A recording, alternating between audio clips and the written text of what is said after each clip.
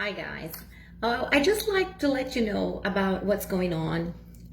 We actually don't know what's going on. We've never seen a virus like that. And every time we listen to all these tragedies going on in the world, especially Christians, they start talking about the coming back of Jesus Christ. We pretty much forget about it, but then we start all of a sudden talking about it. But let me tell you something. We don't know when Jesus is coming back. He said that in his word, that he was coming like a thief in the night, like in Noah's time, when nobody was expecting it. Everybody was going on about their own business, working and living their lives.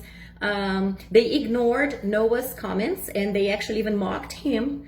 And then the flood came. And Jesus is coming. Second coming is going to be just like that, like a thief in the night. Nobody's going to be expecting.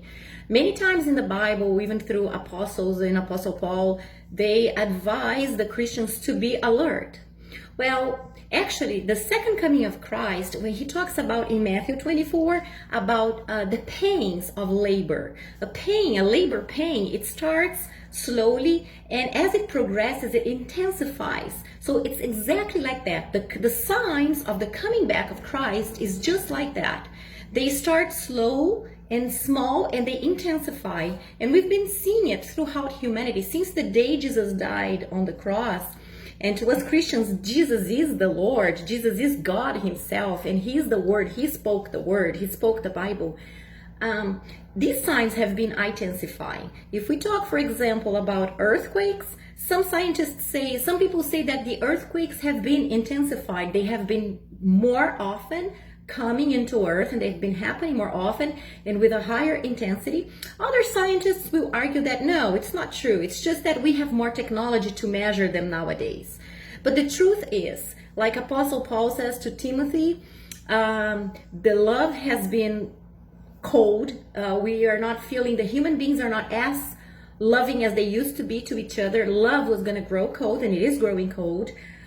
We see signs of diseases, sickness, love of power, and these things have been happening to a greater intensity, and they will keep happening. It's normal, for example, in the year 1000, when the millennium was becoming to the year 1001, people thought, according to some historians, people thought that Jesus was coming back on that year. In the year 2000, people said, oh, Jesus is coming back, or in the World Trade Center collapse, oh, Jesus is coming back. We never know. We don't know.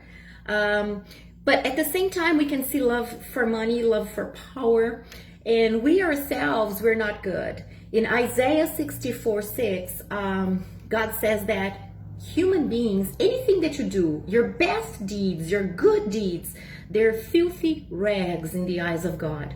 What does that mean? That means that God is so much God. He's so powerful. He's so awesome. We cannot explain him. That his love is so great that anything that you do, that you possibly can do of good deeds is nothing. So we need to be redeemed. And for us to be redeemed, the only thing we can do is have an intimacy, a relationship, chat with him, with God, with his son, Jesus Christ, who happens to be God himself.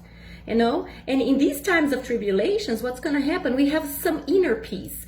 The inner peace that the world will not understand. I cannot explain to you the inner peace that Jesus gives us in human words or in a human mind. Also in the book of Daniel, a prophet of the Old Testament, he says that intelligence, wisdom was going to be so much in the end of times. Men were going to become so intelligent. And you see that happening with technology. Things are doubling like every 10 years. The knowledge of mankind is doubling. So it's crazy the times we're going through. So I'm here just to let you know that if you don't believe what I'm saying, it's okay. It's okay. I respect that. Ask God about it. Are you really coming back? Jesus, are you really God? Are we living at the end of times? Is this really happening? And ask him for peace, for inner peace for you and for your family.